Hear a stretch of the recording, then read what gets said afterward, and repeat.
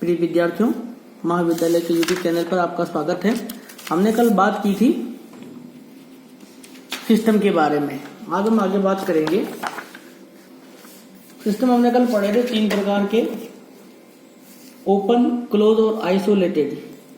आज हम बात करेंगे इंटेंसिव एंड एक्सटेंसिव प्रॉपर्टीज की, गहन या विस्तीर्ण गुण।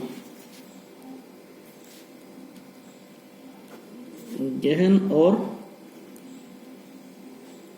विस्तीर्ण गुण।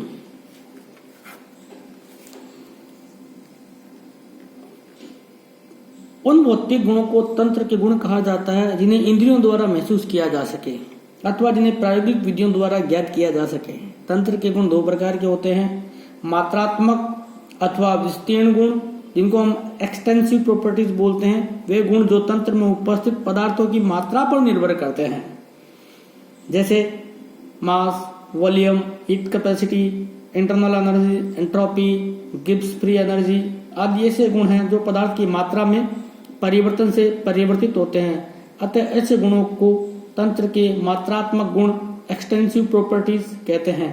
यदि तंत्र को हमने सुविधानुसार 1 से अधिक भागों में विभाजित कर रखा है तो तंत्र के कुल मात्रात्मक गुण उसके विभिन्न भागों के मात्रात्मक गुणों के योग के बराबर होता है।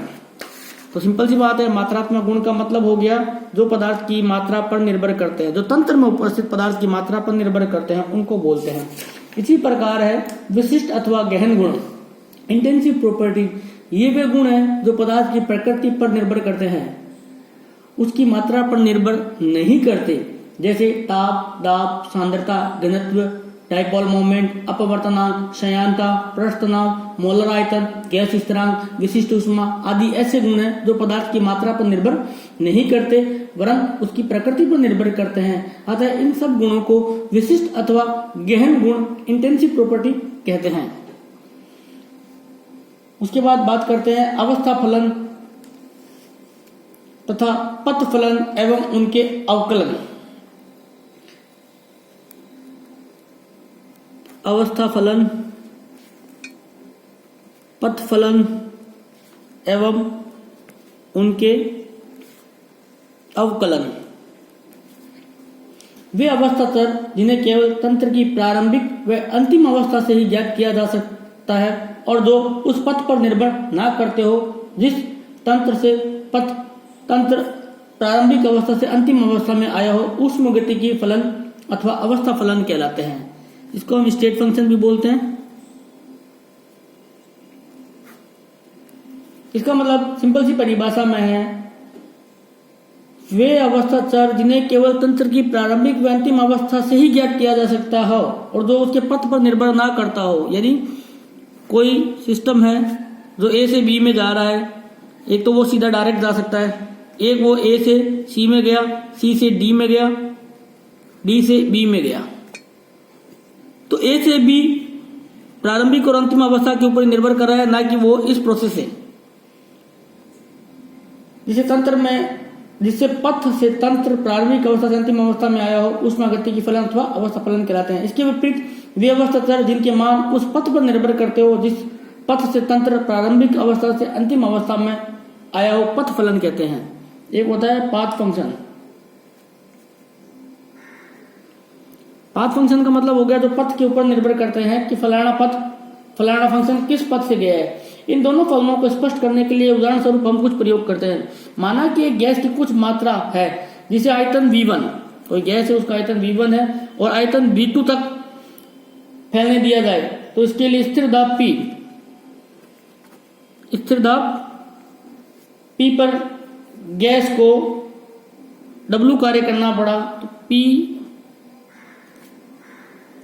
V2 minus V1। अब माना कि उस गैस का दाब आधा कर दिया जाए, दाब क्या कर दिया जाए, आधा P2। तो उस स्थिति में आयतन में उसी परिवर्तन के लिए गैस का आधा कार्य करना पड़ेगा, W बराबर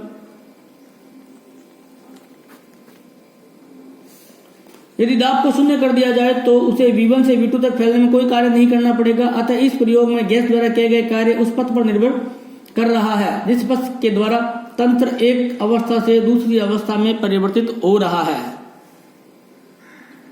इसी प्रकार माना कि जिंक व कॉपर सल्फेट के मध्य रासायनिक अभिक्रिया कराई जाती है। जिंक और कॉपर सल्फेट के बीच रासायनिक अभिक्रिया कराई जाती है। यदि इस अभिक्रिया को एक फ्लास्क में संपन्न कराया जाए तो ऊष्मा की मात्रा Q मुक्त होती है, Q एनर्जी रिलीज होती है। लेकिन यदि इसी अभिक्रिया को एक वोल्टेज सेल में उत्पन्न कराया जाए तो उसमें कोई ऊष्मा मुक्त नहीं होगी।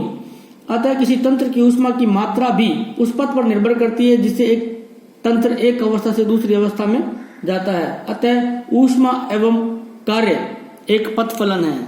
हमने यहाँ पढ़ा था कार्य और यहाँ हमने पढ़ा था ऊष्मा। ये दोनों क्या है? पथ फलन है, क्योंकि दोनों पथ के ऊपर निर्भर कर रहे हैं। पथ फलनों को सामान्यतः वर्णमाला के छोटे अक्षरों के प्रतीकों के द्वारा व्यक्त किया जाता है। जो भी पथ फलन है उनको हम स्मॉल लेटर के द्वारा W, Q उसके द्वारा रिप्रेजेंट करते हैं। इसके विपरीत इन दोनों ही प्रयोगों में तंत्र की आंतरिक ऊर्जा में परिवर्तन स्थिर है, क्योंकि किसी तंत्र की आंतरिक ऊर्जा में परिवर्तन अवशोषित की गई ऊष्मा माइनस उसके द्वारा अवस्था परिवर्तन में किया गया कार्य। अतः तंत्र की किसी भी विशिष्ट अवस्था के लिए उसकी आंतरिक ऊर्जा E अथवा U का मान निश्चित होता है और दोनों अवस्थाओं के लिए इसका मान E1 व E2 है। तब डेल E बराबर हो जाएगा E2 माइनस E1। अर्थात तंत्र चाहे किसी पथ से एक अवस्था से दूसरी अवस्था में परिवर्तित हो रहा हो, उसका आंतरिक ऊर्जा परिवर्तन सदैव समान होता है। अतः आंतरिक ऊर्जा एक अवस्था फलन है अथवा ऊष्मा गतिकी फलन है। एंट्रोपी, मुक्त ऊर्जा, एंथैल्पी आदि भी अवस्था फलनों के एग्जाम्पल है। अवस्था फलनों को सामान्यतः वर्णमाला के बड़े अक्षरों के प्रतीकों के रूप में प्रदर्शित किया जाता है। तंत्र के किसी सूक्ष्म भाग के किसी गुण को उस गुण का अवकलन कहते हैं, जिनके योग अथवा समाकलन से उस गुण को परिभाषित किया जा सके। किसी अवस्था फलन के अवकलन को एक यथावत अवकलन द्वारा परिभाषित किया जा सकता है। एक यथावत अवकलन किसी परिमित अंतर से जुड़ सकता है और यह समाकलन के पथ पर निर्भर नहीं करता। अतः अवस्था फलन आंतरिक ऊर्जा के परिवर्तन को निम्न अवकलन द्वारा दर्शाया जा सकता है। डेल U बराबर इनिशियल से फाइनल की तरफ, du बराबर U फाइनल में से U इनिशियल। ये उसका एक परिमित यथावत अवकल समीकरण है। अर्थात अंतिम अवस्था की आंतरिक ऊर्जा UF व प्रारंभिक अवस्था की आंतरिक ऊर्जा U का अंतर डेल U के बराबर होगा। उपयुक्त के विपरीत एक पथ फलन के अवकलन को अयथावत अवकलन द्वारा परिभाषित किया जा सकता है। इसका मतलब है जो पथ फलन होते हैं वो अयथावत होते हैं और जो स्टेट फंक्शन होते हैं, अवस्था फलन होते हैं, वो यथावत होते हैं।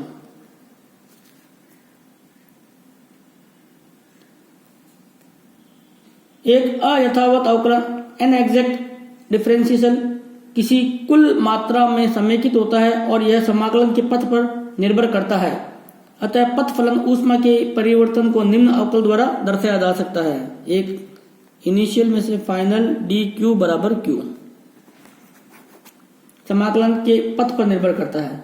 यहाँ डेल q लिखना अतर्कसंगत है, क्योंकि डेल q बराबर Q final minus Q initial का अर्थ हुआ कि तंत्र की एक अवस्था की ऊष्मा QI है व दूसरी अवस्था QF है, जबकि ऐसा है नहीं, क्योंकि तंत्र किसी भी अवस्था में कोई ऊष्मा नहीं होती। ऊष्मा तो उस पथ की होती है जिस पथ में से होकर तंत्र एक अवस्था से दूसरी अवस्था में आता है। ऊष्मा तो अस्तित्व में ही तब आएगी जब तंत्र किसी परिवर्तन के पथ पर होगा। ऊष्मा एक पथ फलन है अथवा अवस्था फलन है, एक पथ फलन है, अवस्था फलन नहीं। कार्य के लिए ऐसा ही कार्य के लिए हम तंत्र की किसी अवस्था के लिए ऐसा नहीं कह सकते कि इसके कार्य की मात्रा W1 है अथवा W2। हाँ, हम यह तो कह सकते हैं कि तंत्र की अवस्था इस अवस्था माना A से उस अवस्था माना B तक जाने में अर्थात पथ फलन में W1 कार्य हुआ या W2, क्योंकि ऊष्मा व कार्य दोनों ही पथ फलन है, ऊष्मा फलन नहीं। धन्यवाद।